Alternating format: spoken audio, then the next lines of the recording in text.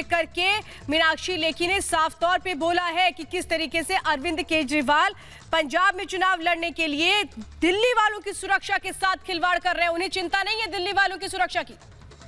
BJP ने अरविंद केजरीवाल पर आरोप लगाते हुए कहा कि केजरीवाल का अराजक चेहरा सामने आ चुका है। डीटीसी बसों पर सियासत जो कर रहे हैं अरविंद केजरीवाल वो गलत है। मोदी विरोध में देश का विरोध आखिर क्यों करने पर आमादा है केजरीवाल? बीजेपी ने यह सवाल उठाए हैं। बीजेपी ने यह भी प्रश्न किया है कि आखिर ऐसे हालात में जब दिल्ली पुलिस मुश्किलों का सामना कर रही थी तब पुलिस के साथ नहीं खड़े नजर आए, लेकिन पुलिस के लिए मुश्किलें बढ़ाते नजर आ रहे हैं केजरीवाल। ये अराजक चेहरा है केजरीवाल का जो सामने आया है।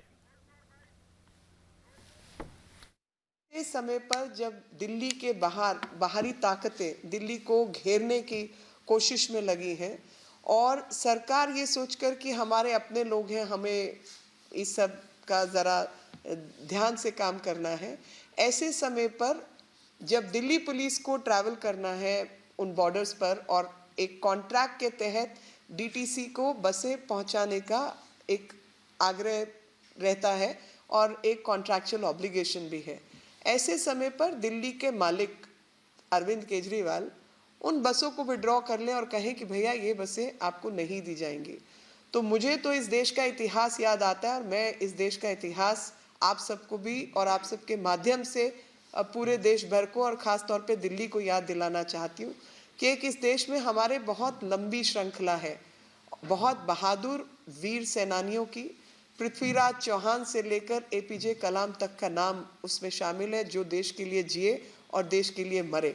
साथ ही इस देश में एक और श्रृंखला है जयचंद से लेकर मीर जाफरों की, और देश के इतिहास में कौन आप अभिशाप दे रहे हो, न दिल्ली भूलेगी न आपको छोड़ेगी। एक अंतिम सवाल जानना चाहता हूं, क्योंकि बहुत सारे विपक्ष के जो नेता हैं आज बस भरकर वो सिंघू बॉर्डर गए, वहां पर बॉर्डर में किसानों से जाकर मिले और कुल मिलाकर किसानों को एक बार फिर से उकसाना, बरगलाना, और जानकारी ये भी मिल रही है कि बॉर्डर में कुछ आपराधिक तत्व, असामाजिक तत्व भी जुट रहे हैं, क्योंकि 6 तारीख को जब चक्का जाम किया जाएगा तो कहीं ना कहीं एक उपद्रव मचाया जा सकता। खुफिया एजेंसी से ये जानकारी भी।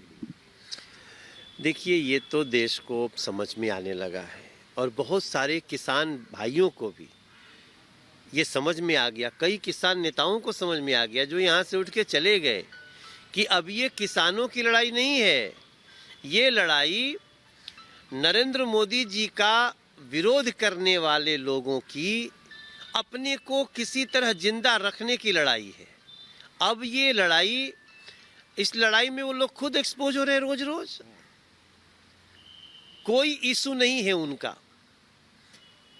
इस देश में किसानों के हित में इतना बड़ा काम किया गया है नरेंद्र मोदी सरकार द्वारा, और इसका उदाहरण देख लीजिए। सबको अपने एमएसपी पे आज इस बार हमारे बिहार का भी धान बिका है एमएसपी पे, सब लोगों को इसका फ़ायदा होने लगा, किसानों के अकाउंट में 6-6 हज़ार रुपये आने लगे।